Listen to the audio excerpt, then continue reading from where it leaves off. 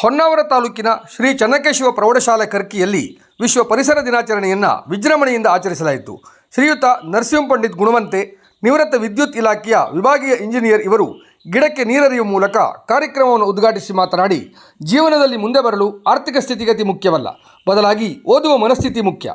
ಓದಿನಲ್ಲಿ ನಮ್ಮ ತೊಡಗಿಸಿಕೊಳ್ಳುವಿಕೆ ಮತ್ತು ಬದ್ಧತೆ, ಶ್ರಮ ಮುಖ್ಯ ಎಂದು ಯಶಸ್ಸಿನ ಮಾರ್ಗವನ್ನು ತಿಳಿಸಿ ವಿದ್ಯಾರ್ಥಿಗಳನ್ನು ಹಾರೈಸಿದರು.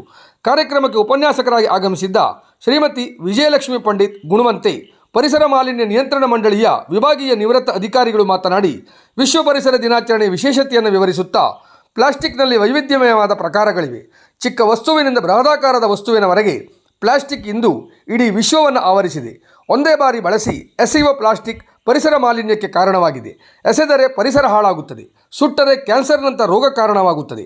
ಆದ್ದರಿಂದ ಸೂಕ್ತ ನಿರ್ವಹಣಾ ವ್ಯವಸ್ಥೆ ಗ್ರಾಮ ಮಟ್ಟದಿಂದ ರಾಷ್ಟ್ರ ಮಟ್ಟದ ತನಕ ಬಂದಾಗ ಮಾತ್ರ ಪ್ಲಾಸ್ಟಿಕ್ ಮುಕ್ತ ಸಮಾಜ ನಿರ್ಮಾಣ ಸಾಧ್ಯ ಎಂದು ವಿದ್ಯಾರ್ಥಿಗಳಿಗೆ ವೈಚಾರಿಕ ಜ್ಞಾನ ನೀಡುವುದರ ಜೊತೆಗೆ ಅದರ ನಿರ್ವಹಣೆ ಮತ್ತು ಪುನರ್ಬಳಕೆ ಕುರಿತು ವಿವರಿಸಿದರು.